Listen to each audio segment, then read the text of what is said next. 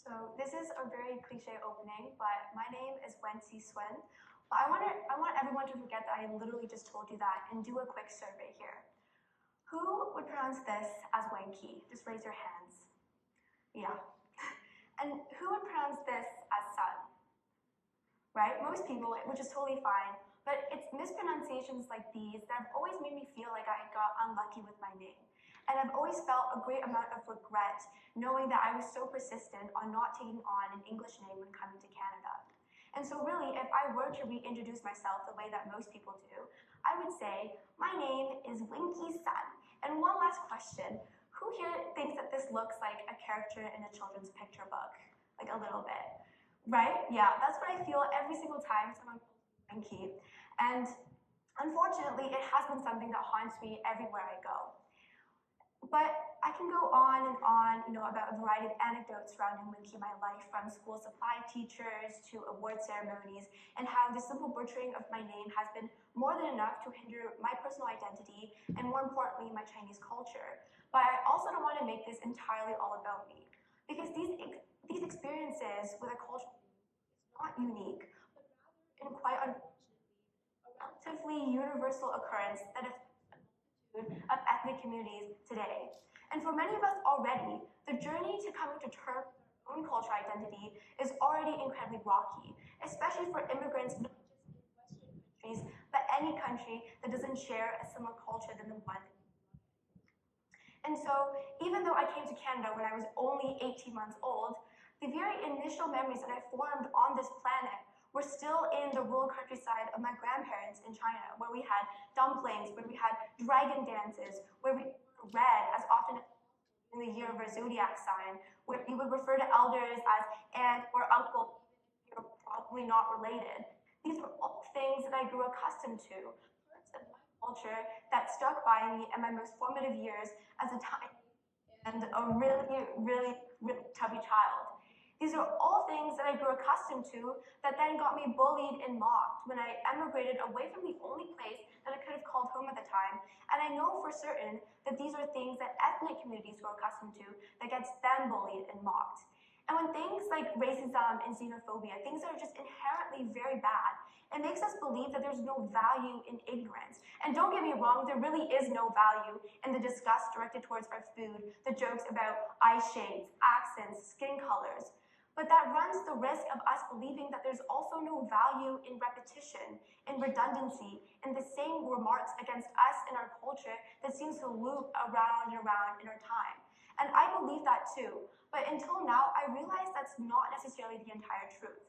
Because when you have this persistent mispronunciations, of derogatory insults, literally whatever it may be in your life, it also means that you're getting a very confusing consistency.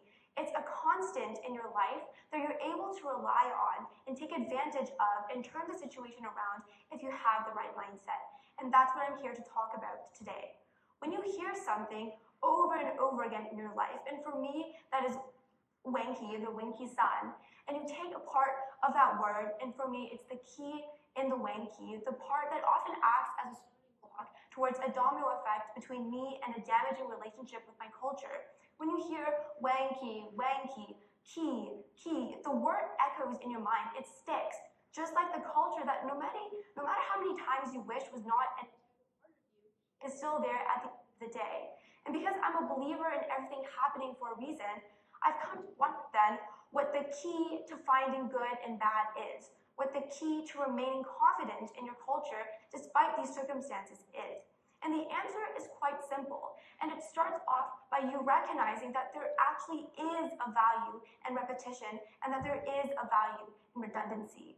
Because over time, when you hear the same stereotypical racial remarks about you, they become less unpredictable, less blindsiding. You become more prepared, more unfazed, and eventually, you're able to blow the flame behind a lot of these ill-intended words to a size that is much smaller, more trivial, dare I say even pathetic, and eventually you're able to extinguish that flame completely. So for one, whenever there's a pause and a supply teacher calling out names off of the attendance sheet, I just know that they're struggling to pronounce my name properly. And like the Good Samaritan I am, I always just swoop in and just say, it's pronounced Wen-KEY. And it's worked all the time.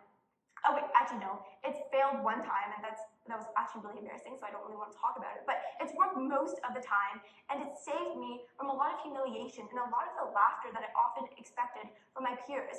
It's allowed me to find special confidence in who I am, even in these situations that belittle, that misunderstand, or tarnish your relationship with your culture. And I think very similar to like Mount Everest, like climber people, like these people, but like they climb like actual mountains. Oh wait, so these people actually, when they work with the same altitudes, just like us working with the same ignorant, repetitive, redundant attitudes, the same breath exercises, don't get mad, don't lose hope, they're able to follow through with their own drive and get to the summit of a pretty big deal mountain.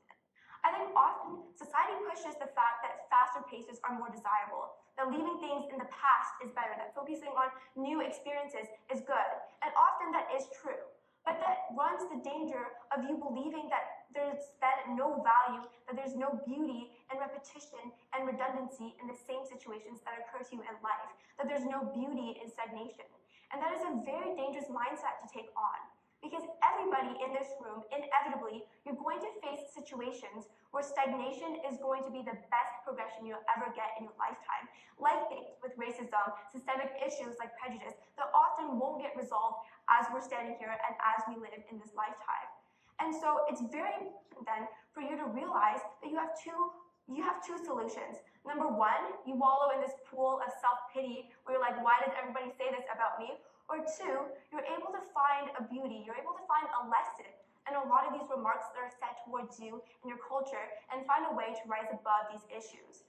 And this is a very weird analogy, but I think similar to cosmetic surgery, all of these external changes, these words directed towards you and your culture will never once be able to erase the core of who you are, your culture, your identity, unless you let it. And so I urge everyone to be able to find a lesson in stagnation, a lesson in slower paces, maybe even paces that don't seem to be going anywhere, and find a way to find the beauty in it. Thank you.